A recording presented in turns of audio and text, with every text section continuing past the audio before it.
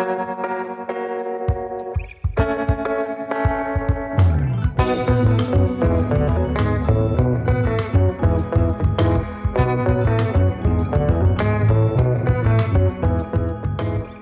everybody, and welcome to the very first episode of Audiobooks, a book review podcast with your host, JD, and Mallory. Mallory, hi. Yeah. That yo went so long. Yeah, well, I'm excited It's for inaugural. the first Yeah, one. the inaugural it's the yo. first yo. Yeah. Yeah, Audiobooks. That's what it says. Mm-hmm. If you couldn't figure out what it said in the artwork on iTunes or on Apple, that's how you do it. If you like to listen instead of read, then we're also the podcast for you. Yeah. So I guess we should talk about, I'm JD Lopez. I'm a comedian here in Denver, Colorado, podcaster, lover of audiobooks specifically. Exclusively. And, pretty much. Yeah. Always had a passion for stories, but I always had a hard time reading. And then it wasn't until I was pretty much out of high school, I dabbled in some audiobooks. And then in college, I kind of got more into it. The Audible thing was a big door opener. I know scandal noted with Audible. Okay. Mm-hmm. But that was really my first gateway into really getting into audiobooks. And it really opened up a whole new world for me. So and then my wife, Mallory. Hi. She loves audiobooks too. Yeah, I was a big reader when I was a kid. Like I loved books, but I think college broke my spirit. I goggled books. I goggled. Yeah, I goggled. I was an eye goggler. I was trying to. We're trying to think of a slur. A slur for people who read, because I feel persecuted by people who read specifically. And in reaction to that, you were trying to persecute. Yeah, no, I'm trying to make them hurt people. Yes, exactly. Yeah. I'm a hurt person trying to hurt readers. Yeah. Those readers. Yeah, and I'm sure we'll get into that. But please tell us how you came to audiobooks. Yeah, I think I was saying, my spirit was broken in college, just like too much reading, like textbooks and everything. And it was really hard for me to enjoy reading after that. So I feel like with audiobooks, it kind of got me back into that kind of storytelling. And I mean, for me, I love it when I'm commuting, working out. It's just nice to be able to do something else and read the book. Like for me, just sitting down and reading, it's like the same guilt feeling I get from video games where where it's like, I should be walking the dog. I should be doing something. I should be I don't know. I should be doing some kind of activity. And it's just, with reading, you're so in the book, which I think is good. I mean, I think that's a big enjoyment for people, is to just close out everything and be in the text. But for me, it just, I like just being able to move around and take in a book. Yeah, I was just Googling, is there more audiobook listeners than readers? No, I looked at the statistic, and readers still lead by quite a lot. Though for this year, for the first time, the number of book readers went down by 1% which is the first time that has dipped. They based that on library checkouts or something? How do you... I'm not entirely sure what these facts are based on. I think it's probably people who buy books, the book sales versus audiobook sales would be my assumption. Yeah, so according to the Google Gemini, audiobook popularity is rising. The percentage of American adults who listen to audiobooks has grown significantly in the recent years. A report found that 51% of Americans 18 plus have ever listened to an audiobook. Yeah, and I was looking at there was a market something article that said the percentage of audiobook listeners has gone up 50% in the last 5 years. So that's a lot of growth, I think. Yeah. I mean, for better or for worse, Audible is a big proponent of that. Yeah, it represents 49% of the market, and I think 24% is the Libby, which is the library app. Yes. And then the rest is kind of other apps. So there's Google Reader. Yeah, there's a lot of Libro FM is one that mission wise I really like. They are almost exclusively for independent booksellers to sell audiobooks.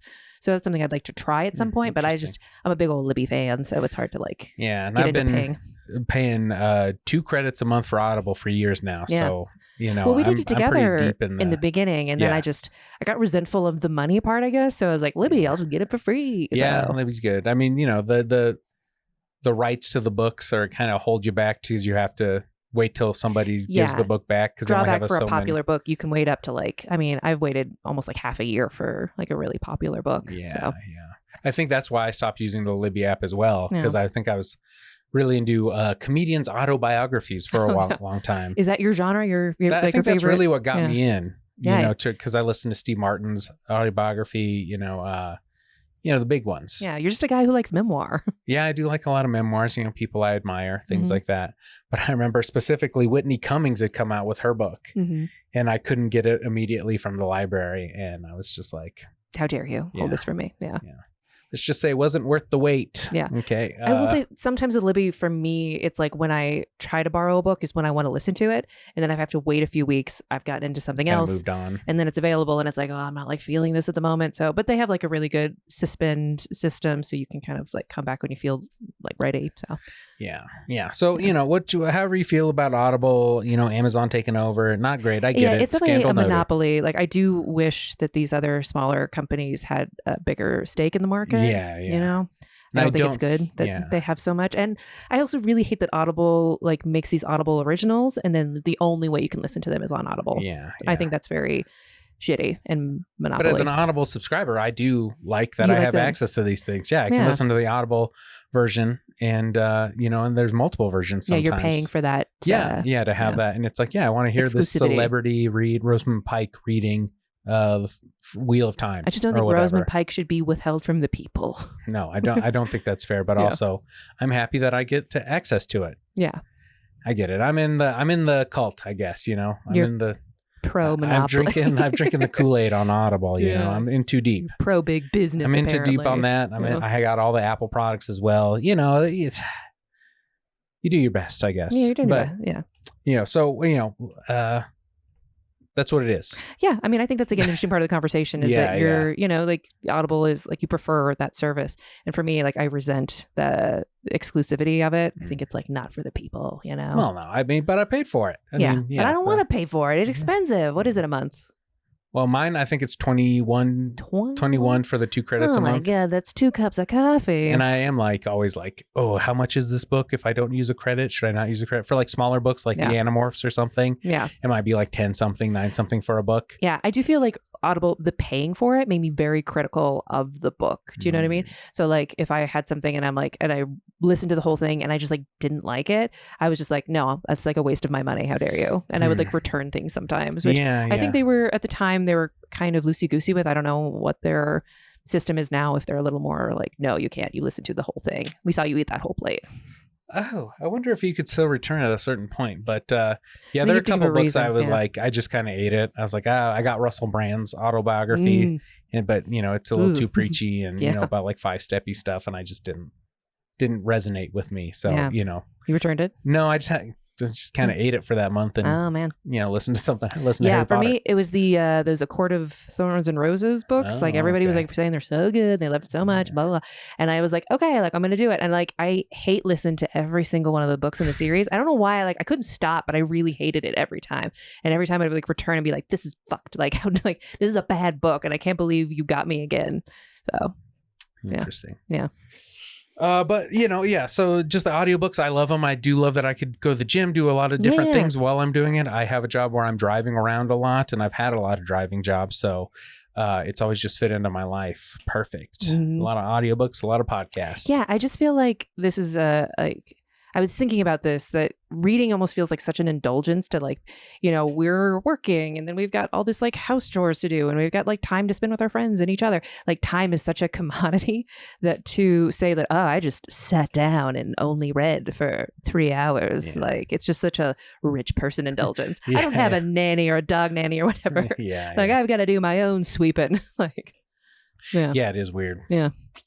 But it's like more class, like equitable to just be able to listen and read. Yeah. Stories for the people. I didn't have time to read. I was stopping a fight in the parking lot. Yeah. I was saving orphans. Like I'm so busy. Something. Yeah. I was fighting for your freedom. Yeah. In a way.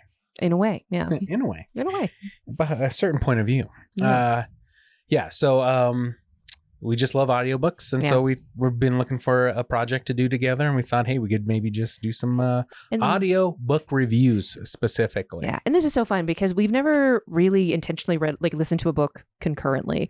So thinking about it and talking about it at the same time, I think is like just a lot of fun to. Yeah. I mean, we were talking about this book for so much, which is The Shining. I guess we shouldn't bury the lead.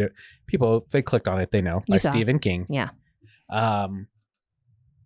yeah, I was like, we shouldn't talk about it till the pod, keep it all fresh. Mhm. But we could, you were getting it from Libby, or you were waiting to get it from Libby. Then you ended up just listening to mine on Audible. Yeah, I have. But Just for the timing of it. yeah. Sorry, Libby. Yeah, but we're trying to. We want it to be as fresh as it can be for us when we do the recording For both of us. Yeah. Yeah, for the turnaround and all that jazz. So, yeah. So I guess I was torn between whether we should be talking about it, which I have enjoyed all of our, me coming in and interrupting you while you're working from home and just talking about the book or whatever. And that's been really fun. So hopefully we cannot have forgotten most of it for the pod.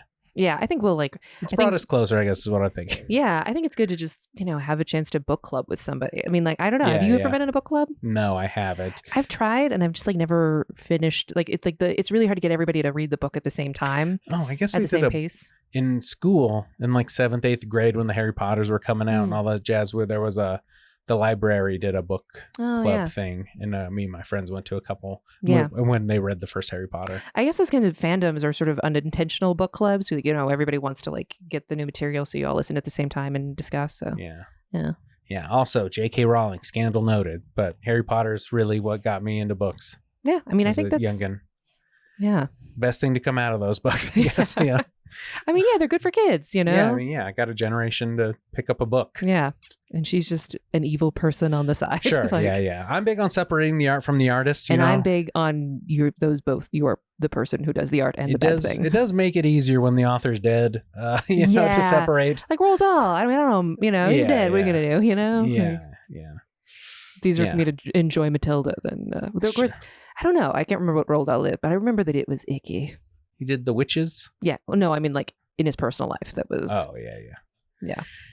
Yeah, it just makes it easier when the author of the day can't comment on current events. Yeah, right. When you can't and possibly have terrible opinions. Yeah. Right. When they don't have access to Twitter. Yeah. So anyway, we'll get off that point a little bit, but bring it to The Shining. Should we talk a little bit about? So it's the first time we're doing this, so we're kind of figuring out the format a little bit. Loosey-goosey format, figuring it out. We set a general outline of what we want to talk about, but I think we're going to this is kind of like a test run, also. I think. Yeah, we'll figure it as we go along. Yeah, and hopefully you'll come with us, dear listener. Please. We got to think of a good name for our fans. I mean, listener is good. The listener.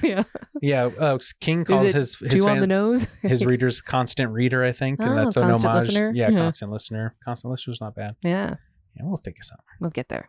Or you'll think of something. So The Shining originally came out in 1977. Yeah.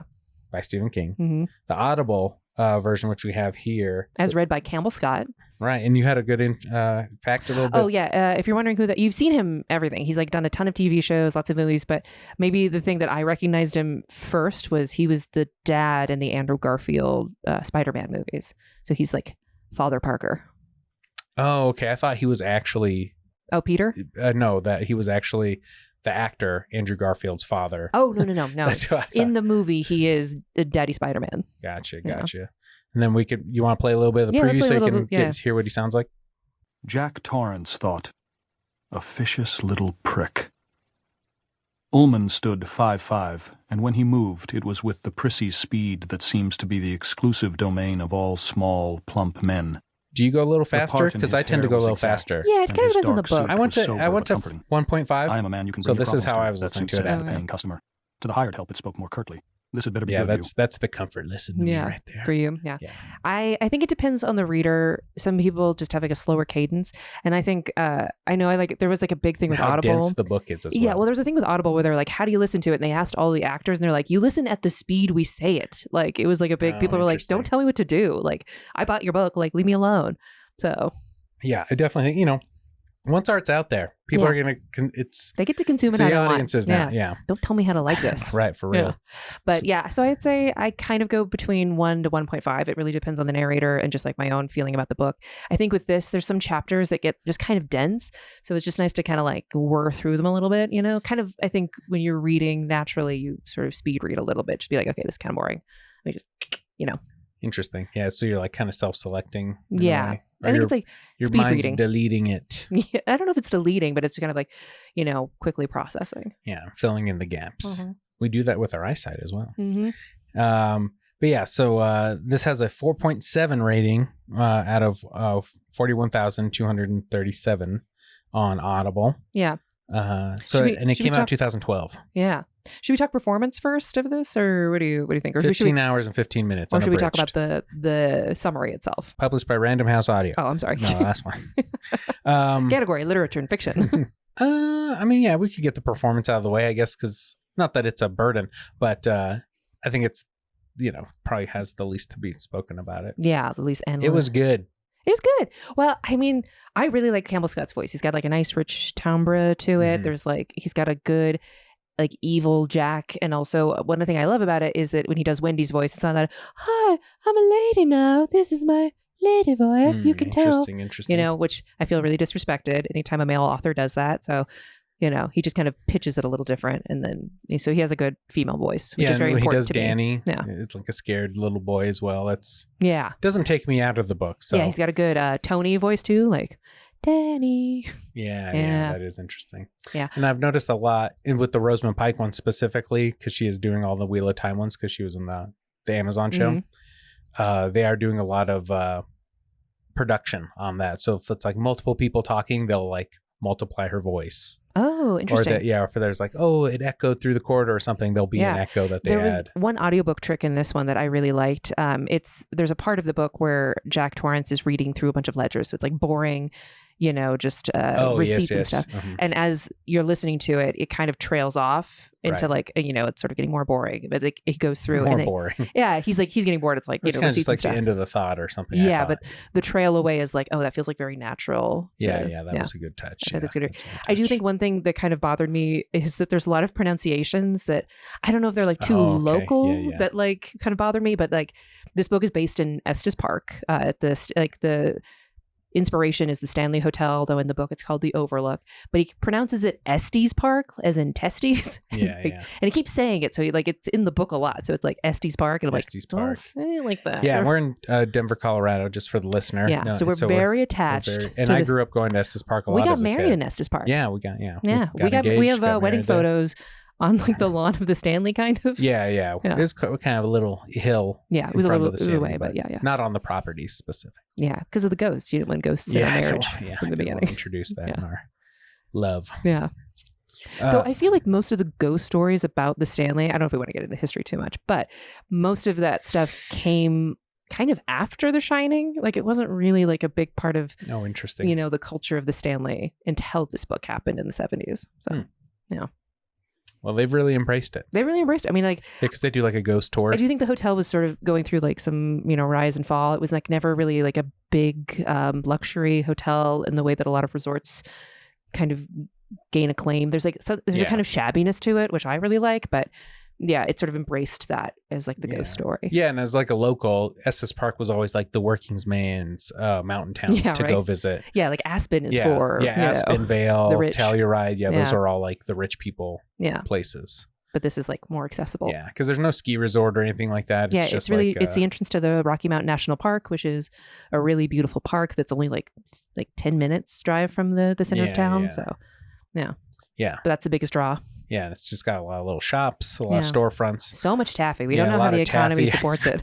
Yeah, taffy ice cream places, candy. Yeah. What I think is interesting, if you've read The Shining, then you know that a big thing about the book is isolation, right? So this family is in the Overlook Hotel, and they're kind of just trapped there, and like there's nobody around for miles. They're not going to like access people. They have to take a snowplow to get anywhere. But if you go to Estes Park, the Stanley is like a 15-minute walk from downtown, and I looked this up just to be sure.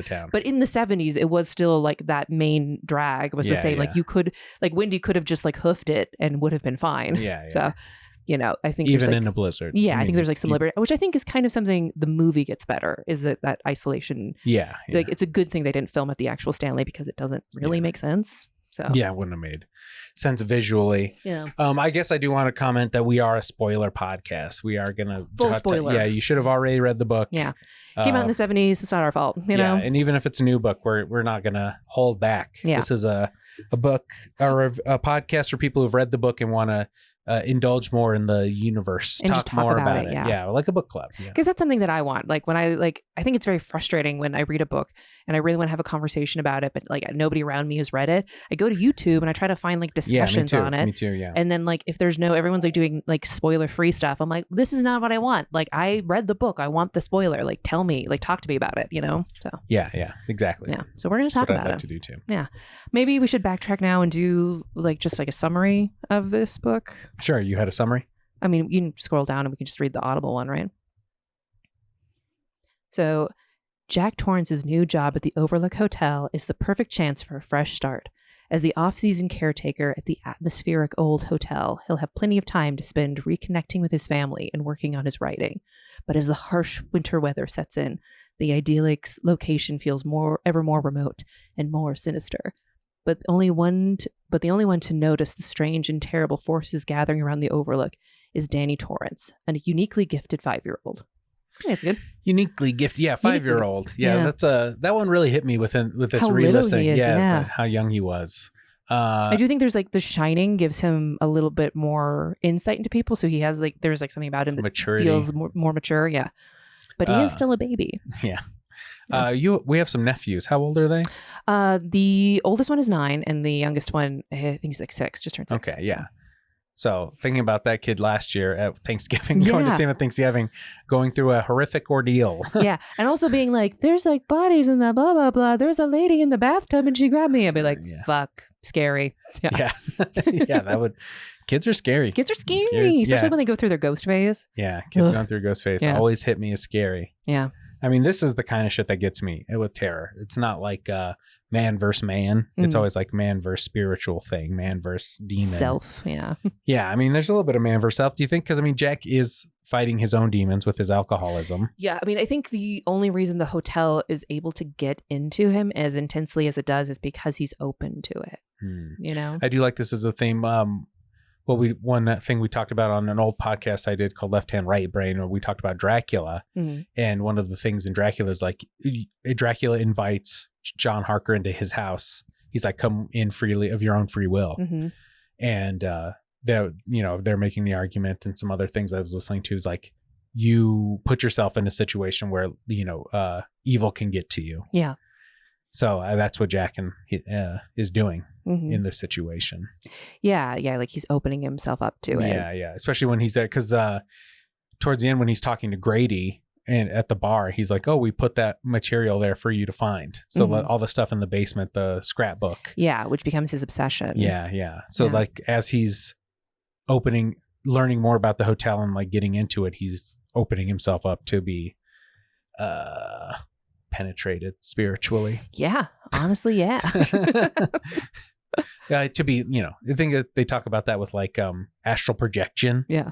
So I've heard a couple comics get into it on podcasts and stuff, but they were like, "Oh, I stopped messing with it because we got like when you get out of your body, you leave yourself when you open look for into something. The abyss looks into you, kind of stuff. Yeah, when you leave your body, that leaves you open for a demon to get in, basically. Yeah. And as a Reformed Catholic myself, that Spooky always scares me. Yeah. That scares the shit out of me. I think it's funny because the thing that's more scary to me than the ghosts is Jack himself. Like, I think, the abusive man in the isolated, and to me, like, I will maintain like the scariest thing I think is a man running at you full speed. Right. Yeah. So like it represents kind of that first version for me. It opens up with him getting at the interview, and the guy who runs the manager. Yeah. I feel bad for Ullman. Literally every character perspective you get on him, everyone's like, fuck that guy. I fucking hate that guy. Yeah, everyone's like, this fucking prick. Yeah. Yeah. He's just like an asshole. Yeah. Yeah. And I was like, this guy is just like a very good hotel manager. I mean, he was probably like, hard to work for and like not a nice person to be around, but I'm like, he's just doing his job, managing. I don't know. Yeah. I feel bad that everybody hates this guy. Interesting. Yeah. Because I mean, the being in Jack's point of view and him getting upset by feeling slighted by this guy bringing up his alcoholism and his abusive past and things like that. Jack gets really upset. Like that pride is really fucking with him. I mean, and Jack is he's a character that has so much sensitive pride, like he's very aware of any kind of slight or like any time like somebody might perceive I think he's him. looking to be he's looking to be slighted. Insulted in a way. he's waiting for it. Yeah. And I think it's, before they came to the Overlook, he was a teacher at a very high end prep school, and like how he talks about his students and his fellow teachers, like he has so much resentment. And I think it's because this is a character who at the time he's very well educated, like, from all perspectives of like what it is to be a man in the 70s, like this guy should have been making it, right? He has an education. Right. He's a good writer. Like he should be reaching these like upper echelons of society, and he's not, he's failing at it. And he's like faced with like these people every day. And it just like stews all this resentment in him of like, I should be there and it's not fair. Yeah. I mean, the first time I came to this book was I listened to it a couple years ago, probably around the pandemic. I was doing a lot of just like woodworking things outside, and I'd listened to this book 2 times in a row. Yeah. And it gets in my head. I mean, it really fucks with me because like he's indulging in the worst parts of his nature, which I know I have tendencies to do that as well. I think I've gotten away from it as I've gotten older, but I know the feeling of feeling slighted by somebody and being like, fuck the man and fuck this guy who thinks he's better than me. And I've had to deal with, anger issues is kind of a harsh way to put it, but I've dealt with, abuse. I had like an abusive father and things like that. So it's really triggering to me with all these aspects. And then I was listening to it so much, I was thinking I was going through a third re-listen because it was just, I was like, wow, King is really good. The prose is great. Yeah. I do love hearing the written word spoken, which I think is how it was meant to be I think if we asked King now, he would be like, yeah, sure, whatever, man. Yeah. But so I was getting in my head, and like if you did something that upset me, I'd be like, this little pup. Yeah. Like that would be I wouldn't say it out loud, but that would be the first thought. And you were like, you got to stop listening to I think I told you specifically because I like snuck up behind you, not like intentionally, but you had your earbuds in and I came up behind you and like tapped you, and it scared you enough that I thought you might like swing on me. Oh, wow. That it was just that you were like, there was like a fierceness in your eyes. You're like, like I think you were like scared, and there's like, don't fuck with me, man. Yeah, maybe. I do get scared pretty easy. Not that I like ever think that you would, actually do it, but there was like, go ahead and tell the camera I have never. JD has never and will never use physical violence against me. Yeah, there you go. Thank you. But yeah, there was like a look in your eye, like I could see like how scared you were. Well, it gets scary. There's some scary parts. But I was like, I think you need to take a break. Yeah. So it was in my head. I've done that with other things. Like I listened to a bunch of Mark Maron's podcasts, and he has like two books, and I'd listen to those. So like my inner monologue was Mark Maron for a little while. Just like that's, I would think in that. So I don't know. I get really absorbed easily into story. These things. Yeah. And so so indulging in these feelings or like, listening to him, it really triggers me in a way but it's good. It's evoking these emotions out of me, which I think was one of the reasons it's so great. King's such a great writer. Yeah. I think there's something, it's interesting because I think Jack is like sort of a timeless character because he kind of represents this like white male like feeling of like loneliness and feeling of like victimhood, like he uses these vices to sort of like separate himself from it. But he is like a person who is sort of realizing that the American dream has failed him and he doesn't know what to do with that anger. So instead of like trying to... It's just something I can relate to in a way. Yeah. But I feel like instead of trying to reject the system, he's saying like, no, I need to be the caretaker. I should be part of this. I deserve it. Like you should choose me, Yeah. Like when the hotel starts fucking with him and being like, no, he's like, no, the hotel wants me. Yeah. It doesn't want Danny. Yeah, I'm the special one. Yeah. That speaks to a lot of just a lot of people, Yeah. But I think instead of what somebody in that position should do is maybe like reject the system. They're like, no, pick me, Yeah. Or even, I think, I listen to a lot of stoicism stuff as well. Instead of just being happy with what you have. Yeah. He was always like, I want this. I deserve this. Or even this idea of like more Buddhism of like, the goal is not to be happy. It's like the goal is not to be happy or sad. It's just to be, Sure. I don't know if I agree with that so much. Yes, that's a point of view. I do think like a level of just stability in your life is what you should attain for instead of like, I need to be happy all the time. It's like, sure, I should just feel I don't think that's possible to be happy all the time. But, this too shall pass is a phrase I think of a lot. Yeah. Nothing's forever. And, you have the power to change your circumstances for the most part. I do think historically, I looked up some of like the dates around like when this book was written. He started writing this in 1974, which was the year that Carrie was published. And it's around this book that kind of takes place in that like mid to late 70s. This is like right after Watergate. It's like the end of the Vietnam War. think it's 1973 is when Roe v. Wade was first signed. So this is kind of just to kind of get an idea of like the world they're living in, which is like a big mistrust of government, a big feeling of like loss of like identity. There was a oil crisis. So like there was like a lot of financial turmoil at the time. So, right. Yeah.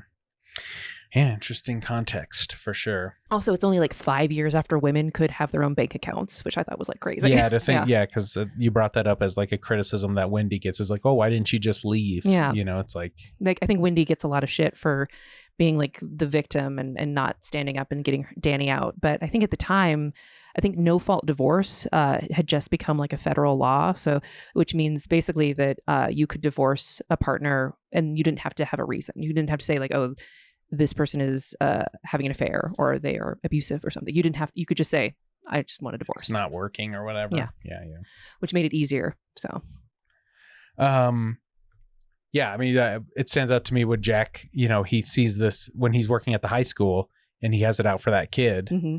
George. Yeah. You know, George represents all these things that Jack didn't have when he was a kid. Yeah. You know, he was a naturally gifted football player. Mm-hmm. You know, he was getting the girls. He's handsome. He had money. He's rich. He's got a daddy who loves him. Yeah, daddy who loves him is a big one. Yeah.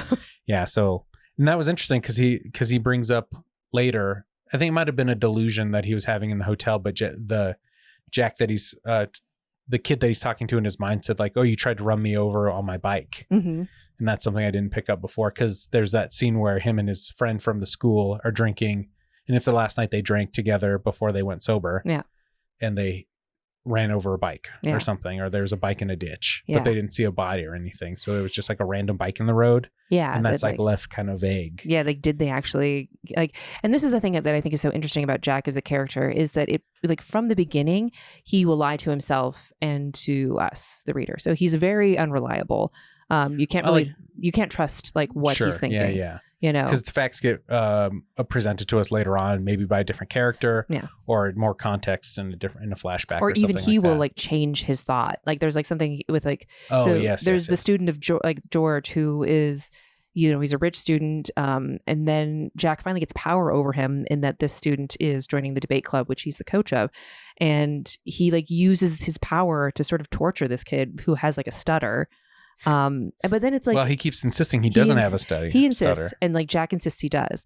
And then he like changes, it comes out that he messed with this kid's time as an excuse to say, oh, you just can't get your arguments out fast enough, so we're gonna have to cut you. And like in the beginning, he's like, I would never do that, but if I did, it would be a mercy, you know. And George is like, I know you messed with my time, I know you did it. And like he's like, well, I would never, but if I did, he's like, I did. It was only like 30 seconds. It was only like the time keeps increasing, right? Yeah. So even as he's thinking about this, he's like, I wouldn't do it, but I did it. And just a little bit, but like a little bit more, you know? And I think that's like Jack, like that's the perfect encapsulation of who he is and how his mind works. Like he cannot accept blame. Like he cannot accept that he has ever been wrong, even though like he's doing really awful things, even like without the influence of the hotel. So, I mean, and the idea of The Shining is, you know, it's like this, what do you think it is? It's like a telepathic. Yeah, it's like precognition level of, it's like a there's a bit of telepathy. Some kind of superpower. Yeah, well, it's like a bit of just like pre-knowing, right? And Danny has a lot of it. And I think this is interesting because I think this is like Firestarter was a book that had a bit of this, but I don't think he'd really named it The Shine until this book, which is like a big concept, I think, for King. A psychic ability. Yeah, because some people can do other things, you know, like in the later books. They do kind of move things in a way. Mm-hmm. Like I don't know if they're not like X-Men, you know, hurling things around, but sometimes it's like knowing things before they happen. They can like do stuff, which I think because I think one of them like grabs the wheel and like, you know, from behind, like in the back seat, they'll like grab the wheel and like drive them off the road or something like that. Which I think is also Doc's power. Is his shine is that he smells oranges and then has a glimpse of the future. Yeah, and that's like kind of along the lines of what Danny has. But then they can communicate to each other telepathically. They don't have to talk a lot. Yeah. So, and Danny also has visions of Tony, who is called his imaginary friends, but like gives him visions of like the future, tries to warn him from the hotel. Or tells him things about the future. And it turns out Tony is actually like an older version of Jack himself. Of Danny. I'm sorry. Yeah, it's Danny. Yeah. Thank you. Yeah, that's a weird one. Yeah. Yeah. So yeah, in my mind, I was like, is like teen Danny like sitting down and being like, okay, I'm gonna intentionally communicate with my younger self to like give me hints. That's what I wonder. It's is a whole it like paradox thing. Is this like future? And then because like in Dr. Sleep, like that it's never really mentioned. Like Tony doesn't really come up. Tony doesn't come up. Yeah. Yeah, but which him Dr. and Sleep is the Abra second have book a big, of the sequel to it's the sequel to The Shining, which is like Danny grown up. Yeah. And then he finds a girl who has the Shining and he becomes the mentor. They have the doc for her. No, the doc is Danny's nickname. Wait, Hallorann. Hallorann is the guy. What's like Hallorann's name? Like first name? Dick Hallorann. Dick Hallorann. I don't know why I was like thinking Doc. Probably because he's called Danny's nickname is Doc. Yeah. But yeah, Dick Hallorann. Yeah, I mean, I do love that trope about like the magical black man kind of thing. I mean, that's a trope that Stephen King goes to a lot. Yeah, but I do think Dick is a really well-rounded character as well. Like, and also, I think it's nice. Like, he is the moral center of this book. You know, he's the one who has like he's like the hero in a lot of ways. Like, he's the one who comes to the rescue of Wendy and Danny. Yes. Yeah, and as he's coming back from Boulder or about to leave Florida to come back, he's like, "Oh, am I really gonna risk my life for this kid? Yeah, like he has this a premonition little white that boy? he will die. Yeah, because he makes his will and all that jazz. Yeah, but he liked The Shining had made such a connection with him, you know, that he's like, yes, I got to go do this. Yeah, and he like puts himself through hell to like. Get there. He really does. Yeah. But I think earlier in the book, I think it's really interesting, just back to Wendy and Danny and The Shining, is that Wendy has a lot of thoughts of divorcing Jack. Like, it's kind of a constant point that you brought up. She's kind of like constantly thinking about it, which is also interesting because at the time it was like not like the first place that women go to. And also like Wendy does not have any friends. Like she doesn't have a relationship with her family. Like all she has is Jack and Danny. So the idea of like even like noodling on divorce as much as she is, like it's like a big sign of like how bad things are with Jack. Yeah. You know? But like every time she thinks about it and Danny's around, he like reads her mind and he's so scared of the concept of divorce that he like, it's sort of implied that he makes her forget. Like he pushes her mind I guess away. I never thought about it like that. But I mean, I guess it's in his nature, so he can't help it. Yeah. You know, I don't know if he's just a kid who's like he's reacting. not doing it maliciously, I don't think. But I do. It is interesting to read it from that point of view that like he's manipulating her in that way. And it's interesting because I think she suspects it too. But she's never like accusatory. You know, she's never like, oh, like Danny's like, he's in my mind. He's like taking control. You know, she's just like, oh, that's weird. Right. Like, I think she doesn't really want to accept how different her son is. And the baggage stuff with her and her mom is interesting too. Yeah. Like her mom blamed her for taking her dad away or like it hit her dad's attention too much. Yeah. Right.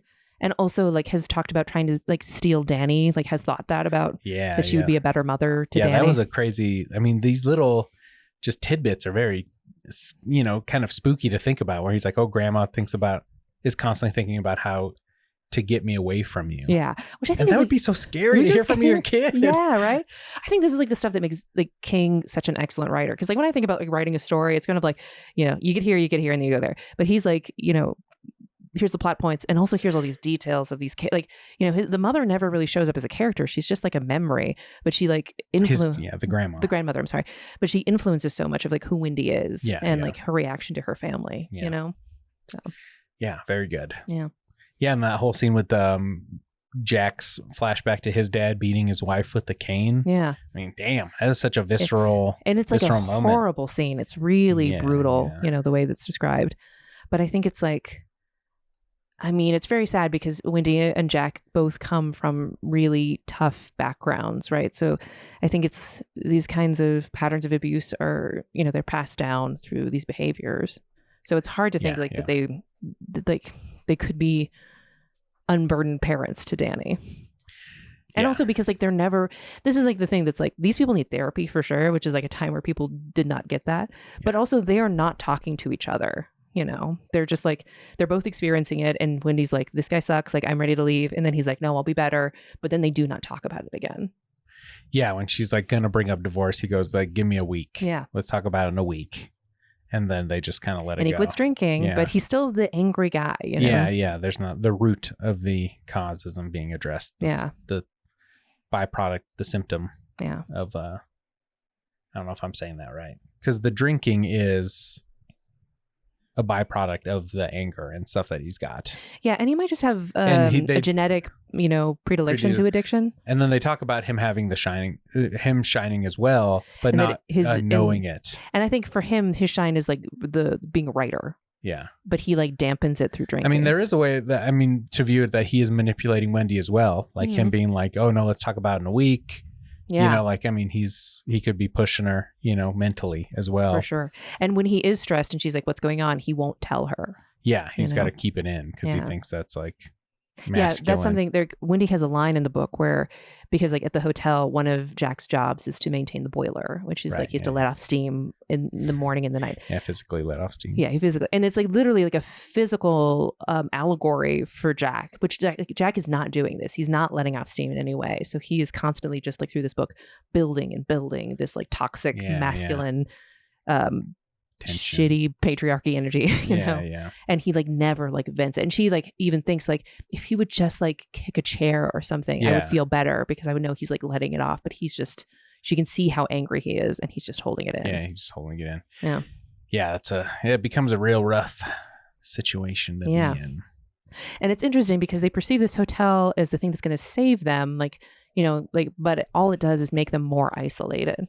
Instead of them finding other relationships besides each other, they just like hone in and it just builds. And again, they're not talking to each other. Yeah. So they're still isolating from each other. I mean, ideally, if they could have, communicated better and he was working on his stuff, hopefully that would have been enough to get them to a better place. But they both didn't know how to do that, I think. Yeah. Because it wasn't until something bad happened that she was like, okay, this is what is going to happen. Yeah. Because obviously Danny's in danger now and I have to take charge. Yeah. And it's interesting. I'm sorry. It's interesting because there's a lot of like little moments while they're at the hotel that Jack kind of like messes up. Right. And like Danny or Wendy get hurt as a cause of like the first one is the wasp's nest. Right. So that seemed like a dirty trick from the that's what I think too. The hotel. But it is like technically Jack's fault. Like it's not a thing that maybe he should have put in his kid's room. Well, his whole thing was like, I had one when I was a kid, like I got rid of all of them. Sure. I mean, in with foresight, I guess it looks like, yeah, sure. Like the kid should have a wasp nest. Like it's safe. I killed the wasps. Yeah. But then like when they come alive because of the hotel and like Danny is stung multiple times, he looks bad, and like Wendy's like, why would you do this? Why would you I told you not to, I wasn't comfortable. Yeah. And that's the thing too. Like he doesn't listen to Wendy when she's saying, I'm not comfortable. Like I don't want to do this, Yeah, that's a hard one. And then he resents her when she like blames him for the thing that he's done that she told him not to do. Yeah, I would just looking a little more, trying to be a little more favorable to Jack. I do like the idea that the hotel has to push him to be a bad guy in a way. His nature isn't always, the violent guy. Because something that stuck with me in this one was Danny telling the hotel at the end when he's having the showdown with him, like right before he runs to the boiler. Danny telling him that telling the hotel that the only way he could get his dad to hurt him was to get him to drink. And I thought that was nice. I don't know, that really, still right now when I said that, like goosebumps. Because like the love that his dad has for him is so great. I don't know. That's the best quality in Jack that they do. Yeah, he does love his son. Yeah. And he didn't want to hurt him. I don't know. That just stood out to me as very touching. Yeah. And then the hotel will do kind of dirty tricks by like getting him to drink. Yeah, like this hotel. Like this hotel too. Like Jack gets into the whole. Like, he becomes so absorbed in the history of it, right? Yeah. And this hotel has a very violent history. And I think to me, like what I think was really good with the book club is I was like trying to think about like the themes of the book more deeply than just like spooky hotel, try to kill guy, try to kill kid, and one thing that came up to me a lot was that sort of this idea of the hotel as metaphor for a crumbling economic system, of like this idea of it's one of the things he quotes a lot is like the Mask of the Red Death, like the Poe story, which I don't know if you're familiar with the plot. No, just from this book. So basically the plot of that is there is a prince who a plague is happening in his country, and instead of dealing with it, he decides to invite a bunch of nobles to a little secluded community, and then they're just going to party while the plague is happening and escape it. And then basically this figure that is death shows up, and they can't fight it and they can't flee from it, and it kills the prince, and then it kills everybody. So it's basically like death is there for the rich and the poor. Like you can't like pay your way out of this. So interesting. Yeah.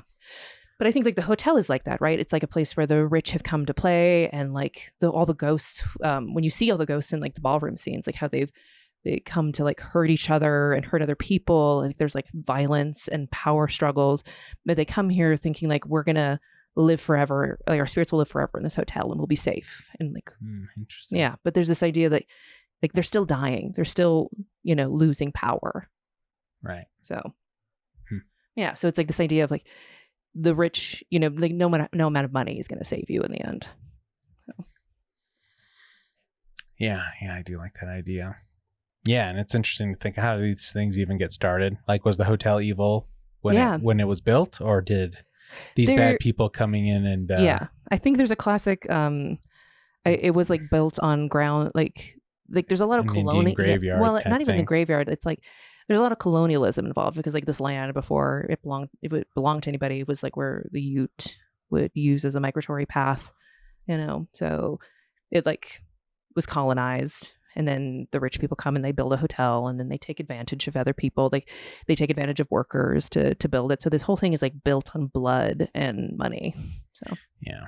Because when the ghosts are talking to him, when Grady's talking to him, he's like the management. The manager. Yeah, what do you think of the manager is? Yeah, I don't know. Yeah, is it the hotel as a is it death? As a whole? Yeah. I suppose. Yeah, I think it's interesting because a big inspiration for this book for King was Haunting of Hill House, which that was like a big story where the evil thing isn't specifically ghosts, it's the building itself that is malevolent. And then, King puts more ghosts in his, but it's the idea of like this building is wrong and it's creating a vortex of pain. Yeah, because in Dr. Sleep, there's the Forever Not or whatever they're called, but they're like vampires that feed off of The Shining. Yeah. So it's like this, and the hotel wants Danny because it's another kind of vampire-ish force that wants his energy. Yeah, and I think there's something the hotel is sort of implied. The True Knot, The True Knot, yeah. But in the Shining, there's like the hotel has this idea that if it gets Danny, it can function for longer, like it can stay awake or something. Yeah, it's like Danny's like a battery charging it. Yeah, that's what they were saying. Yeah. Yeah, so I wonder if it's losing power. Yeah. These other things are fading in a way, and so he needs something. Yeah, it is interesting to think about Grady's kids. Like, were they going through the same things Jack did? I mean, Danny, but they just didn't have the Shining in enough, or didn't have, they didn't talk to Dick Hallorann outside. So like they had no way of escaping. Yeah. Or their dad didn't, fight it as long as Jack did, or, whatever. Mm-hmm. They didn't have a Wendy that cared that much. Yeah. Their mother did care. Like she tried to stop them and then she was killed also. Well, let's just say she was killed. I don't know how. Well, there's a line where Grady says like, I have to punish them. Like a good father like punishes his children, and women don't always understand. And I had to like teach my kids, and my wife tried to stop me, and so I had to teach her too. Oh, okay, gotcha. Yeah. So, yeah, you take their medicine, all that jazz is Yeah, like this like big idea of like power, and control, and like loss of control. Yeah, it was shocking to me because I didn't remember that Wendy killed Jack when she jumps on him with the knife. Oh yeah, that she stabs him. Yeah, that he's like, you bitch, you killed me. Yeah. And I think Wendy is such an interesting character. I think Wendy to me, because it's sort of famously King hates this movie, the Kubrick film, right? Which I think is like still a beautiful movie, but it's very different. I think King described it as like there's like warmth to the book, like the hotel ends in fire, and then in this one it freezes. In the movie it freezes, so it's like this like warmth versus cold. But a big thing is like the transformation of Wendy. Like Wendy from the beginning is, she's like struggling against Jack, but her identity is also just in being a mother. It's just like, they're like everything, even like her thoughts are like, we have to do this, or like we as a family. And then she's sort of like shrugging against Jack's control a bit of like, oh, I don't know, this is kind of weird. Maybe we should do something. And she never really takes action, but then by the end she like comes full circle and she's like, come on Wendy, like we have to, like there's like a line she has that I think is such a great show of like how her character has grown, where she like Jack has like beaten her with a mallet and her ribs are broken, and she's like, come on old girl, just if you can get to this like the first floor and you can crawl and then you can keep moving, but you got to keep moving, and it's like she like finds these reserves of strength that she did not have in the beginning. And I think that's the thing with like the Shelley Duvall's performance, the way she was directed was like Wendy's broken already. Like she's already been so beaten. Jack is already a monster. So there's never really like, she kind of survives Jack, but she doesn't have this like moment of like coming into herself in the same way. Yeah. I mean, the insights on Wendy are just definitely stuff I hadn't thought about as much. So it's interesting to hear your point of view on that. Yeah. I think it's like, it's such an interesting book because for me, I always like, because I'm reading it with a more modern lens of like, just get out of there, girl. Like, this guy sucks. Like, go on. Like, he's so mean to her. Like, there's so many times where he snaps at her and I'm like, don't talk like that to her. Like, fuck you, man. But like, I'm like, get out of this. Like, why do you let him talk to you like this? So it's like hard to, with this modern lens, to like sometimes understand her. But I think it's like really, you have to like see where she was in the beginning as like a daughter and a wife that was abused, and like she's like just trying to like be a good mother. She survives. She's a survivor. Yeah, she like gets through it, and she's not a perfect survivor, which I think is like interesting that King wrote her in a way that she's not this like hero who comes out swinging. Like she's growing in the book. You know, I think she might be the main protagonist in that way because she has like the most growth in the book. Yeah, sorry, I just saw the ghost cup behind you. Yeah, we're a very themed cup of tea.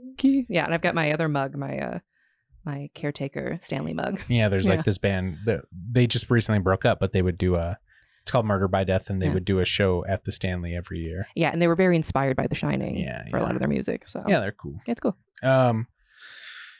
Yeah, I don't know. Yeah, the wasp thing really stood out to me in this re-listen about the wasp being a metaphor. You know, they're just like laying in wait. Yeah. They're always like angry, right, waiting to strike. And then there's lots of vivid storytelling about Jack's dad smoking out a wasp nest, and his dad used gasoline to just burn it or whatever, and gasoline to start the fire with the leaves, and that smokes the wasp nest and gets all the wasps to leave. Yeah. I think there's like, to me, there's sort of like these blocks of elements of like what is scary about the hotel, right? Like the wasp is scary to me. Like waking up with wasps on you is fucking terrifying. Yeah, you are scared of wasps. Yeah, I do really. That would be like the worst thing for me. But I also think the topiary is really scary. Yeah, that one really got me. And I think what gets to me about that is because there's like a topiary on the hotel, and it's like all these animals. But it's like hedge animals. Yeah. Hedge animals. And and for Danny, and I think Jack experiences it as well, where like these things approach when you're not looking at them. Yeah, that was very scary. Yeah, but as soon as you look at them, they've moved. Like that they stop moving. They stop moving. Yeah, but they've come closer. Yeah, or like they've shifted position. Yeah, and with the Jack one specifically, he's like, I can't keep my eyes on all of these at once, like just because of the geography of where he was. Yeah. So they keep like getting closer and closer. And the topiary animals are what hurt Hallorann the most when he gets back to the hotel, which is interesting. Yeah, they like the lions really mess with him. Yeah. And then the scene where Danny's in his snowshoes trying to truck away from them and they like scratch him. Yeah. That's very scary. And then that was also a very scary one where the hand was like coming out of where he like got into that tunnel. And he's like, I can feel this presence that like wants me to stay here with them and play. Yeah. And it's like, God damn, that's so scary. And to me, like that's scary. But I think it's even worse is like he gets cut and he's attacked, and he's like crying, and his parents are comforting him, and he's like, this happened, and his mom is like, okay, a lot of weird shit's happened. Maybe this happened, and like Jack is like, you're lying, and like even though Jack knows that like the topiary had already done this to him. Yeah. Like I can't remember what his motivation was, but he like gaslights Danny a lot. Yeah, because at this point, the hotel's won him over. Yeah. You know, he knows he wants to stay at the hotel. He has thrown away the battery to the snowcat or whatever. Yeah, he's ruined any method of escape, so they are trapped. Yeah. Yeah. And so that's and when Danny tells him, he's like, I'm telling the truth, and then Jack slaps him. He can see it. Yes. Well, yeah, he's using The Shining, and he slaps him, dude. And then there's a scene where Danny's trying to read what's in Jack's head, and the hotel is blocking him, and it's like, get out of his head, you little fuck. Yeah. It's just like, Jesus Christ. That's very scary. It's very scary, that presence. Yeah. And that's like another interesting moment with Wendy. Like Jack slaps Danny, and she's like, you bastard, like, how dare you? And then she immediately apologizes for calling him a bastard, but he never apologizes for what he did to Danny. Yeah. You know? So that's like this level of she takes blame for everything and he takes blame for nothing. I think at this point she had already resigned herself to like, I'm just going to do whatever it takes to get him to get us to safety. Yeah. So I think at this point, she's Trying to just work kind with of him. going along to Yeah. get along kind of a thing. Yeah. I think there is like a mollification that she's like, she knows how violent he can be. Like he's broken Danny's arm. Like he's proven himself to He's be. never hit her that I can think of, but No. he's verbally violent or abusive. And there's like a look in his eyes that she describes of like, oh, this guy, like, and he, like, when you hear his thought, he's like, I could kill her, you know? Yeah. Yeah. Like hurting her, like squeezing her tits off and stuff like that. Stuff he talks about. Yeah. Like when they describe the sex scenes, they make me very uncomfortable because they're very violent. Yeah. So it's like, it's an interesting, like the way that he uses this kind of control over her. And combines this like sex and violence. Yeah, because they don't start having sex until the hotel's already won him over. Yeah. And I think he's using that as a way to like keep her docile in a way, or just being like, yeah, we're good. Yeah, we're good together. I'm good. I'm not crazy. Yeah. I can fuck. Yeah. Oh yeah, that reminded me of Dracula, where Harker is in, when he realized he's like, oh, I'm trapped in this. Dracula's got me trapped here. It's a prison. He's like, I have to prolong my opportunities. He says something like that. He's like, I'm not going to let Dracula know I'm on to them. Yeah. I'm going to play along to get along so I can prolong my opportunities. And I think that's what Wendy's doing. Yeah. This like brings up an interesting thing. In the book, it's mentioned a lot that Danny and Jack are really close. Like Danny really loves Jack. Right, like he's like the preferred parent for Danny. And Wendy feels like some jealousy about it.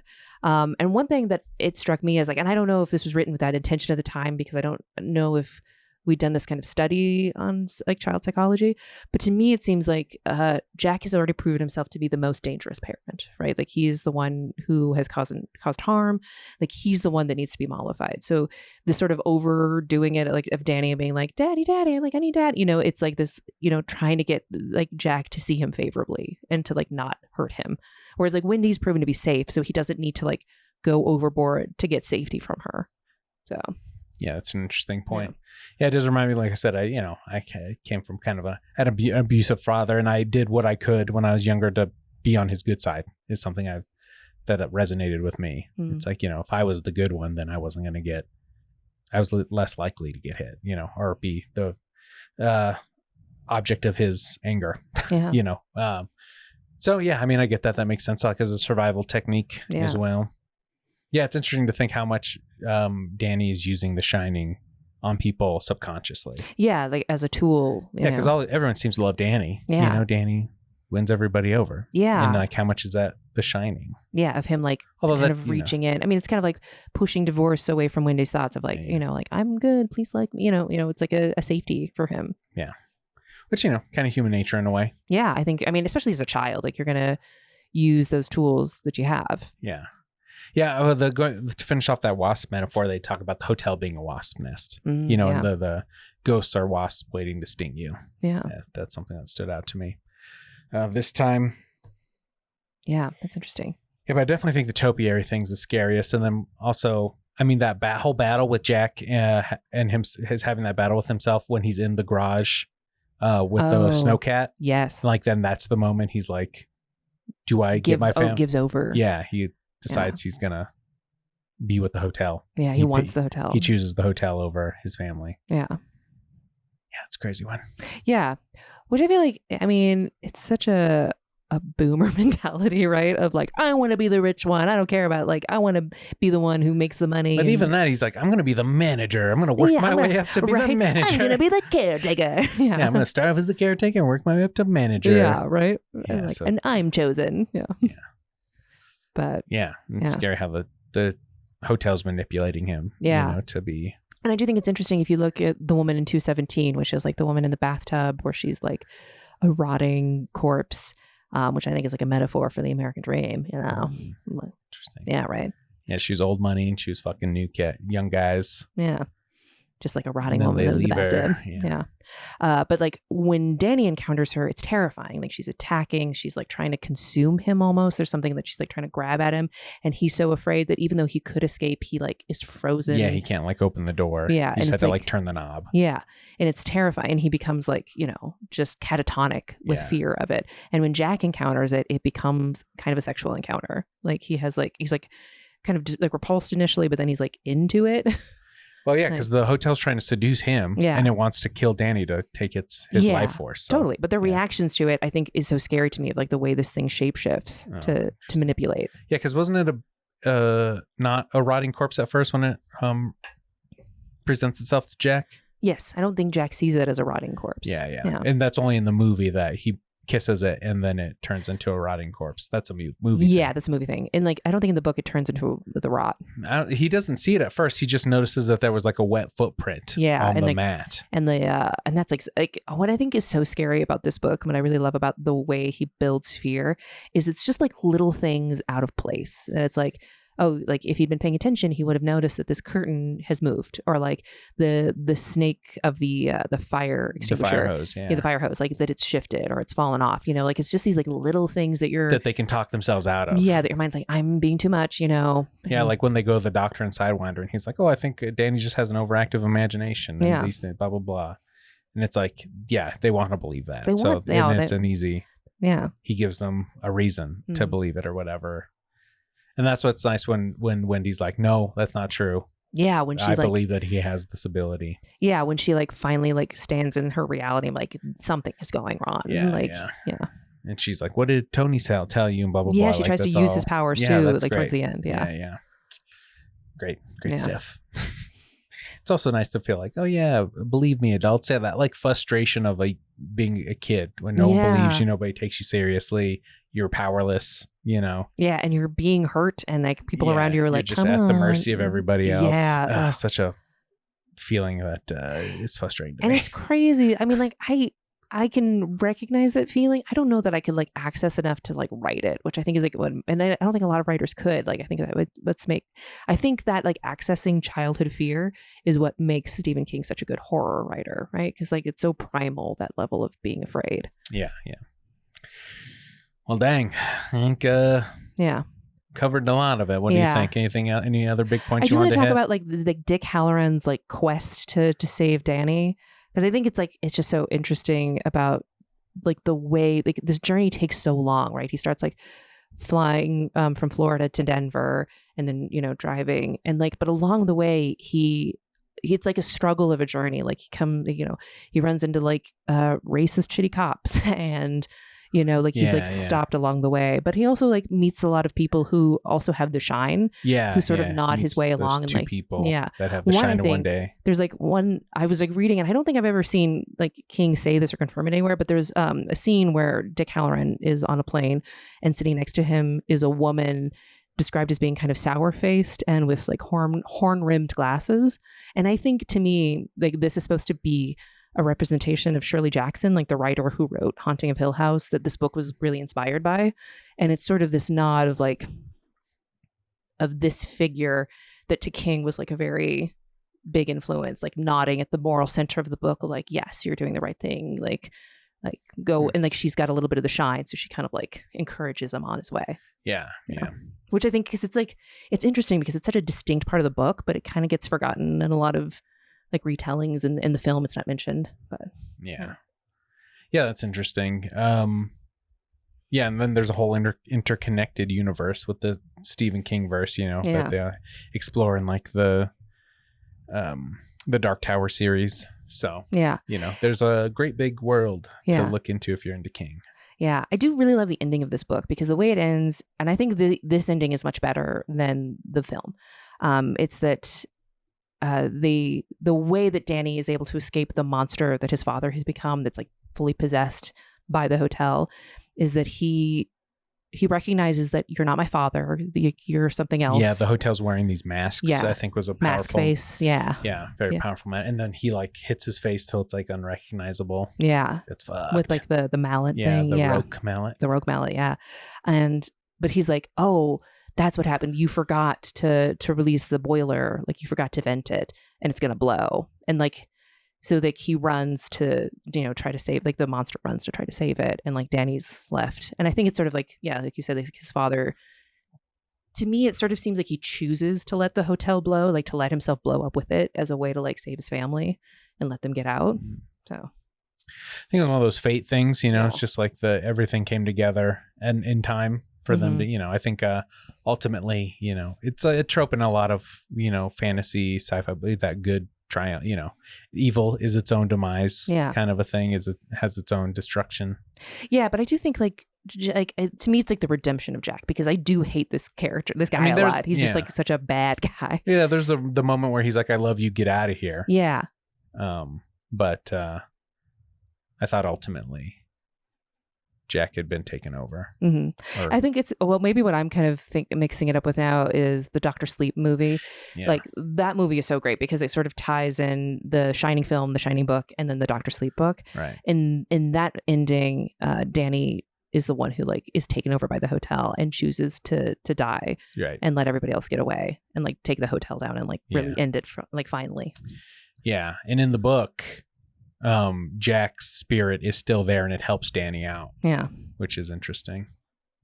Yeah, and like Wendy's there too. Goosebumps thinking about the spirit of your day. I don't know. There's a lot of father son issues. So there's a lot of brings up a lot of it brings a lot of stuff for me. So the idea to have such a loving father really hits me. Yeah, right. A loving, caring father really would be moving to me. Yeah, that would be. Yeah. It's moving to me. Yeah. Yeah, I don't know. Yeah, it's a crazy book. Yeah, so Dick, goes through a whole odyssey to get over to him. I like how they play with Jack or Dick lying to his boss. He knows how to like manipulate white people to get what he wants. Yeah.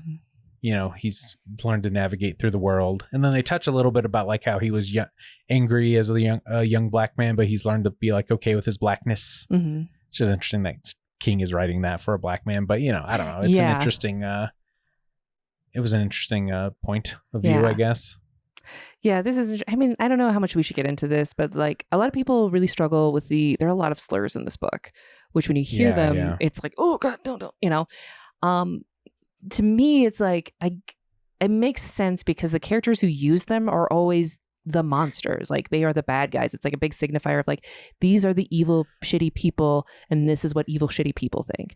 Right. But people are like, even just using it is like, and it's hard because as a white person, like, I don't know that I have the hotel is racist. Yeah. It's like this black guy's coming, but it doesn't say black guy. They use the N-word. It's, yeah. I don't think I have the authority to say like, oh, you should be comfortable with this or not. But it's just like, I guess I understand like, that King is saying like this is the monster, this is a monstrous thought. Yeah, that's interesting. What I think is interesting because I've noticed on certain Audible books like the Ryan Holiday ones, I listen to a lot of his stuff on Stoicism, and when he's quoting people from history, when they say the N-word, they bleep it out. Yeah, I think that's fair in this book, and which I don't like that. I mean, it's like this is I understand because you're quoting somebody. Yeah. But it's very hurtful, and it can be like I think it can be like a big trigger point for people. I mean, I don't know. I mean, if you're quoting a historical thing to me, I think I'm an adult. Let me experience it, I guess. And if I don't want it, then I'll stop listening or whatever. I don't know. It's like don't tell me how to consume this. Yeah, I guess And in here, it stood out to me because I was like, oh, they do say it, and they haven't bleeped it out. Yeah. Although I wonder if they did another version of it, then they might do it later, maybe. Yeah. But that would be interesting to see what they do. I don't know. I like that it's in there, not because I like the word, but I just like that it's I don't know, it's like treating me like an adult, I guess. It doesn't seem censored in that way. I don't like censoring the art in a way. Yeah, I get that as your perspective. I guess to me it's always very jarring, and I'm like, is this the best way to tell this story? Did it take you out of it? Yeah, sometimes I'd be like, oh my God, I can't believe that. In this book, it took you out of it when they said, okay, interesting. Yeah, I mean, it's just like a word that you're like, it's such a bad thing to say, I mean, I guess I heard people say it when I was younger. Yeah, and a little more casual. No, a little more casual, but I mean, I thought those were bad people or whatever. Yeah. Like they were being hateful and stuff. So it's like, I mean, my grandpa used the N-word. Yeah.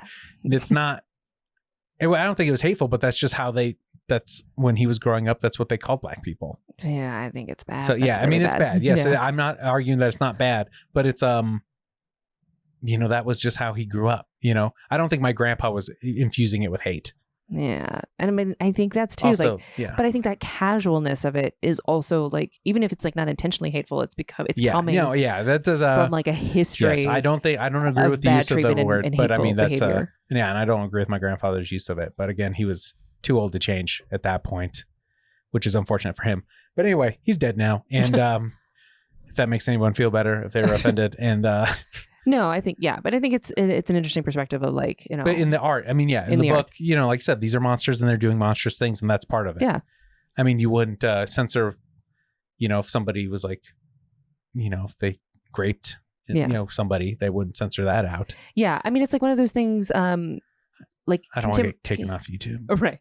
Contemporary King does not use that word. You know what I mean? Yeah. Yeah. So, he's grown. Yeah. He's changed. So I think it's like that recognition. And it's it's a product of its time. And I don't think it's wrong to keep those things represented in that time. Yeah. But I guess if you haven't read the book and you're like, don't be surprised by it. It's pretty, it's there. Yeah. Yeah, it's there. Do you want to talk about why we picked this book for our first one? Sure. I think it was, why did we pick this one specifically? I mean, we both like King. This is something I think we both had listened to prior to it.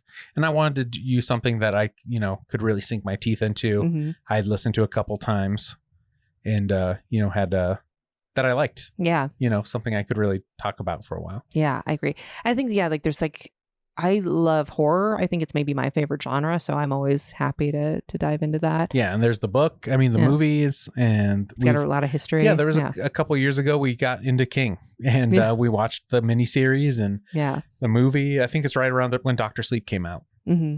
So it was, you know, in the zeitgeist, and it's something that we shared together. And yeah, I would say in like the, like, I guess like the lexicon of thing, King, is this like, where does this like stand for you? It's like, oh man, this and Salem's Lot are probably my favorite two faves.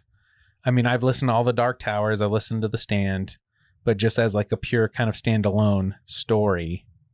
I mean, I think I like Salem's Lot a little bit better just because vampires and the whole trope. Mm-hmm. I don't know, it just resonates more with me. Yeah. I mean, I don't know. It's hard to say. This one resonates more with me in a negative way that stirs up emotions I sometimes don't want to deal with. Yeah, you don't want to like tussle with. Yeah. So the Salem's Lot's easier for me. Yeah. And the HBO movie that came out about a year ago was fun too. Yeah. There's like 3 different versions of that one as well. Oh yeah, like that's like I mean, I guess, you know, it might be a little too soon to be talking to our listeners specifically, but if you do want to hear us talk about, you know, those adaptations, let us know, and I guess that's something we could look into. As like ancillary stuff. Please comment and we're looking for some engagement. You know, don't let us know we're alone. Yeah, don't leave us isolated in the hotel of our minds. In the void of our hotel. Yeah, in the boiler room. Yeah. I think this one's like very up there for me. Maybe like this and The Stand are a couple of my favorites. Stand's also very good. Yeah. I think for me, The Stand, I love the epicness of it. Yeah. But with this, I think it's just, I really like a book where the writer is not trying to make you like the character, but like lets them kind of grow on you in a way. Like if they feel very real, like Wendy and Jack and Dad, like these feel like very real people. Yeah. So I guess when I was thinking about these scary parts, those are the parts that really worked for me. There weren't any like draggy parts for me, really. Yeah. There wasn't any kind of slog. I felt like. I think for me, the sloggiest part is when Jack is like really feeling the hotel and he's like, there's a party going on and he's just like constantly having these parties. I'm like, and they're going to like the hotel guests and ghosts. It makes it feel almost less scary because you can see them. Interesting. Yeah. No, I mean, I liked soaking it in. I love re-listening to books, and I'd like to hear your thought on this, but I do love revisiting books and TV shows and things like that I really enjoy. Yeah. I like coming back to them and retaking them, really soaking them in, because I feel like I get different things from them. Mm-hmm. And on this one, I feel like that just really deepened the lore of I got, I can't remember the rich guy who had the gay lover and he was making him act like a dog. Derwent. Yeah, Derwent. Horace Derwent, the little, things King was describing of him, during the party. It's like, he had like a hateful nature. Yeah. He was making this guy do tricks because this guy was so in love with him, and he was like, and he had money and power. And he was, manipulating this guy in a negative, in a gross way. Yeah. Yeah, I agree. I think as far as when it comes to re-listening, I have a harder time with it than I think you do, because I think you can kind of like, I've seen you like watch a movie like 3 days in a row just to like really like investigate for a podcast. Yeah, but you can still do it. Like I could not. My body like rejects it. I'm like, no man steps into the same river twice, Mallory. That's beautiful. Or a woman. Oh yeah, specifically men. Women always do a river. Yeah, but I mean, I think, I love revisiting the classics or things, great art, because I'm different when I come to it again. Great art has different things to tell you, and when you come to it again. I agree. I do think I need time. Like, I think the last time I listened to this was a couple of years ago. So like having that space to kind of feel fresh about it. That's good for me. That works for me. But for you, I think it's like you were listening to this book back to back at one point. So this is the first time I was introduced to it, and I was so into it. Because again, the prose are great. I mean, the way he's describing stuff. I mean, it's it's real. I think it's a good poetry. Might be a strong word, but it was beautiful. Yeah, you want to like dig into it. Yeah, I really want to experience it. Yeah. And for me, kind of like going through it once is like, okay, I've taken this ride. Like, I want a different ride. So. Yeah, I mean, I revisit Lord of the Rings every year. I mean, I do like annually, but and, the books. I mean, oh man, I can't. I don't know if we could ever do that. Re-listen to Silmarillion a couple times. I think we'll get there. Yeah, maybe. If you win a bet, we can do the Silmarillion. Yeah, favorite bits. We talked about that. Yeah, I'm curious. I mean, I don't know if this is like too much of our own personal experience, so we can cut this out later. Do you think ghosts are real? Do you believe in ghosts? It's so funny because I remember talking in therapy. A while ago, and I was talking about getting scared about something or other. Or I think I was talking about like, because you are into witchcraft stuff, sure. Like you have coven shit around. Paganist stuff. Yeah, paganist stuff. And I was talking to my therapist about like, I don't know how comfortable I feel with having like a tarot deck in the house and like this witch, the black, Bible and stuff. And my therapist was like, so you believe in ghosts?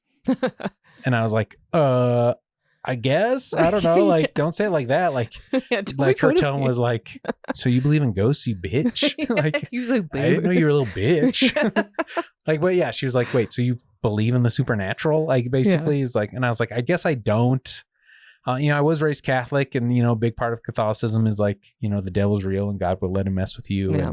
And, these things happen, So, I mean, part of me, if I let myself indulge in these thoughts, I think I can spiral, a little bit into some paranoia. I mean, I don't like being when you go to visit your cousins and stuff and spend time with your nephews. I might use a nightlight. I might I might just like put a light on sometimes, or I mean, it does. Things do fuck with me in my head if I dwell on them. I can be a little OCD about things. Yeah. I think that's another reason I don't go to these books that often. Yeah. I do this thing when I'm reading a book and I'm scared, or like I like think something in my mind of like, what if there was like a face in that window right now? And then I envision it so clearly that I'm like, there's a face in that window right now. And it really spooks me. I mean, does that mean you believe in ghosts, I don't know. I mean, I ascribe more to like the idea of like energy, kind of, like this like very intense energy can like leave a scar in a place. Also, I think the idea of like time travel, where there's the physics of time travel. There's the theory that everything exists at the same time. Like even though we're experiencing it linearly, it's all happening at the same time. So if like if time gets squished like that, the veil between then like maybe realms, you could pass through and see something. But I think it's like if there is something, I think it's more scientific. If we moved into a house and the wall started bleeding, I would not want to continue to live there. It would be really hard. What if it was like so affordable though? What if we got that house for $30,000? That's how these movies start. These are the ghosts get you. Yeah. It's such a fixer-upper though. Like even if you had like a $30K house and you like bleeding walls, like that's taking so much. Bleeding walls. So you're even trying to make it sound better than it is. Yeah, right. You're trying to talk yourself into living there. Yeah, come on, you fix the bleeding walls. No. Red is a color. Yeah, I wouldn't do it. If I got a weird vibe, I mean, I guess. Yeah, this is the thing. Like to me, in watching horror movies, there's always like the idea of they're not reacting quickly enough. Like there's like a prank video that I saw where people were like attaching fishing line to like dolls and trying to trick their partners and be like, the doll is moving, and like the partner immediately like swings on it and just like punches the thing into the wall. And that's what I think I would do. I'd immediately be like, fuck it. Like instead of just being like, not like ignore it or try to convince yourself it's that's not probably happening. Just my head being crazy. I'd be like, no, don't mess with me, ghost. Yeah, I think rhetorically I don't believe in ghosts, but like if I'm spooked if I'm just like talking right now, I don't think ghosts are real. Okay. But if I'm scared and I see a face in the window and something like is moving, I'm like, oh, that's a ghost. Like, get out. Yeah. So, I mean, but I do some jokes about it, but I mean, Catholicism is really the you go looking for trouble, you're going to find trouble religion. And that just also speaks to, like you have to put yourself in a position to be fucked with, like you have to with a Ouija yourself to board, it. you're opening this portal. I played with a You're Ouija opening board at the Stanley and did not see anything. Terrifying. Yeah, That's I would nothing not happened. do that. Yeah. So I guess in that sense, I believe in It was a ghosts. very neutral experience. I would not do that. Yeah, at I played all. with tarot cards at the Stanley too. Nothing happened. Gross. Stop talking to me Yeah, about this. I tried. The spirits did not want to Oh my speak. God. But also, like, I looked in the actual history of the Stanley, and there are not that many cases of things happening, like ghosts, like things that could haunt. Like the biggest thing is like 217, which is the room that is supposed to be the scariest. There was an explosion, but nobody died. It just like blew out the hotel, and a maid got thrown across the hotel and survived, and like ended up working there for another 30 years. So, and they're like, she haunts it still, and I'm like, I don't know, she didn't die there. She's just working. Like, so she got exploded one time. Yeah. I don't know. So But you should check it out. Check out the Stanley. See if it's spooky. Yeah. There is like a thing at the Stanley. Okay, there's like a bunch of mirrors that are like. I've never been in the Stanley. Oh, really? Yeah. Yeah, we should go. Yeah, because it's scary. But there's like a bunch of mirrors in there that are like facing each other. Which is a portal to let things Yeah, you in. shouldn't do that. Yeah, terrible. But because they're very old antique mirrors, they're like warped, right? So usually when you have Scary. two mirrors like facing off against each other, they just Facing off against each other? Yeah, like when you have two mirrors facing each other, like if you look into one, you can see a tunnel, and it's sort of like continuous, right? But because these mirrors are kind of warped, that tunnel is shifty. It's sort of like spirals, and that's very spooky to see. Like, that's not the way a mirror should look. That's wrong. But it's just like an old mirror, you know. And I have been in like seen things in like reflections and stuff, but it's very explainable. But in the moment when you're like, explainable. it's very explainable. But when you're like getting spooked, it's like, oh, no, Yeah. that mirror's scary. Yeah, I can be spooked, I Yeah, guess is I'm what it comes spookable. down to. Yeah. I'm spookable, which I don't like to say, but then I feel like I'm welcoming it. Yeah, you're welcoming. They know that you're easy to scare. I guess final verdict stuff. Yeah. You think, I mean, the book itself is great. I did love the audio Yeah, experience. Campbell Scott is a great narrator, even though he says Scott SDs. Campbell Scott. You said Scott Camp. Or No. you said it the other way around. Did think. I? Anyway, yeah, it doesn't matter. Campbell Scott. He's a great narrator. He's got a really nice voice for this. Oh, yeah, sorry. Even though he says Kanoko. Right. And then King, you said he took you out of it because he talks about elk versus... Oh my God. No, he doesn't talk about... Okay, so there's like a chapter where like the snow is coming and Wendy's like, like, I wish we could get out of here. I don't know if we should be here. And she's feeling sort of not at peace. And then she sees a bunch of caribou, and then and she sees them, and they're kind of like, oh, they're so beautiful in the snow, blah, blah, blah. But she keeps saying caribou. And I'm like, the first time I'm like, okay, yeah, he means elk, because caribou are not from Colorado. They've never been like local to Colorado. They're from, I think, Alaska and Idaho are the only states that. Yeah, because caribou's more along the lines of a reindeer. More right? like a reindeer, yeah. Okay, yeah. But we have a bunch of elk. Horns Yeah. Versus elk don't Yeah. have horns. Yeah, exactly. Deer Elk have do. antlers. Yeah, antlers because Yeah. they shed. And there are a ton of elk in Estes Park. So what you Yes. probably saw would have been elk, but he keeps saying caribou. And I'm like, stop saying caribou. I don't care. Research wise, it really bothered me. But I can see how like King maybe went there one time, saw an elk, and was like, wow, reindeer. Yeah, or he thought it was caribou. Maybe caribou's more where he's from. There's He's caribou. from Maine. So I don't Yeah, know that they they're have caribou caribou. I don't think they have caribou there. I don't know though. See, we Canada, could just maybe. say there is. Yeah. We did just the same amount of research that King did. Oh, well, I mean, I did some research, and the only states I found were Alaska and Idaho that had natural, like not herd, like not Yeah, that is interesting. herds. Or not what do you call it, farmed reindeer. But otherwise, I mean, aside from like that 70s research that was a little loosey goosey. Yeah. Yeah, I'd recommend it. I don't know how we'd like. I don't know, like. Should we rate these things? I don't know. I mean, I don't know. I like. I don't know. Do you think ratings childish? Yeah, maybe. I mean, I think I enjoyed this book a lot. Yeah, I enjoyed it. I tell people to. I mean, this is hard because I would recommend it. I have a lot of friends who, like, if you tell them to read something, they're like, no, I won't, because you told me, Interesting. Yeah, like they kind of resent being told what to do. But I mean, like, this They book is sound fun. Yeah, right? Well, one of the things I do is if I do like a book enough, I still will buy the physical copy, even though I'm never going to read it. Yeah. I like having it there. Yeah. I don't know. I've always liked books. I like having books. I like having a physical thing. Yeah, like trophy. So I guess, like, would you buy a physical copy of this? Could No. be a rating. I would. I mean, but also this is not a system for me of buying physical books. Yeah, I guess so. Maybe that's not the best way. Yeah, I mean, you would, though. This is a good system for you. Yeah. Yeah. I know we talked about, like, would we put it on our bookshelf? I guess Yeah, that with was this- kind of the same thing. Yeah, would this stay on the bookshelf? Yeah, I would. The Stanley bookshelf? Would this stay on our bookshelf? Yeah, Yeah. sorry.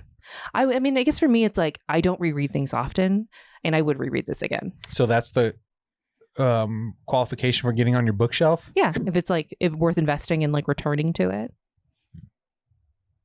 Interesting. Yeah, if I keep it on the bookshelf versus like I read it once and I'm not going to read it again. So yeah, I mean, I definitely keep this in the audio library. I'm not returning it. Might be a good one. Yeah, I'm not returning it. I'm not returning this one. I'm keeping it. I did with mine because Libby, but Yeah, it's the library. Different systems. Yeah.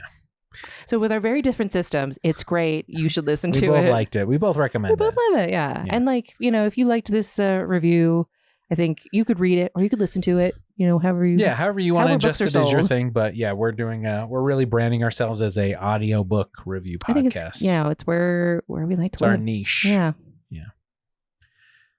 Yeah. So, all right. Do you think there's a sign off or anything? Do we have a sign off yet? I don't think so. No, we don't yet. Yeah. We haven't really talked about a sign off. I mean, yeah. Adios. Adios. Yeah. There we go. Yeah. Should we do that together? Okay. Yeah. Adios. Listeners. And listeners. Oh, should we say what we're going to read next? Oh, yeah, we should. I'm sorry. Yeah. Yeah. So, we are planning on being maybe like once a month podcast because, we need time to ingest the books and think about them, reflect, all that jazz, maybe get it from Libby. So, I think we're going to do Pride and Prejudice next. Yeah. By Jane Austen because you love Jane Austen. I love Jane Austen. I'm a big old Jane head. I don't know what we're called. We have a group. Yeah. And Austens, yeah. But yeah, I've never read anything like that before. I know you like it, and I'm ready to experience it. Pride and Prejudice is a beautiful book. I love it. It's not my favorite Jane Austen, but I do think it's the best intro to Austen. Yeah. And my favorite is Persuasion and Emma. Yeah, well, I'm sure we'll get to those eventually as well. Yeah, we've got books in time. Yeah, I got it off Audible. I got the Rosamund Pike one. Very hyped. And I think it's like 15 hours. So. Oh yeah, good solid. Yeah. See you at the end of that. Yeah. All right. Cool. Should we adios now, or do you want to cut it? I mean, what? Yeah. Audio. Okay. You don't want to do it with me? No, I didn't know you were going to do it. And adios. Listeners.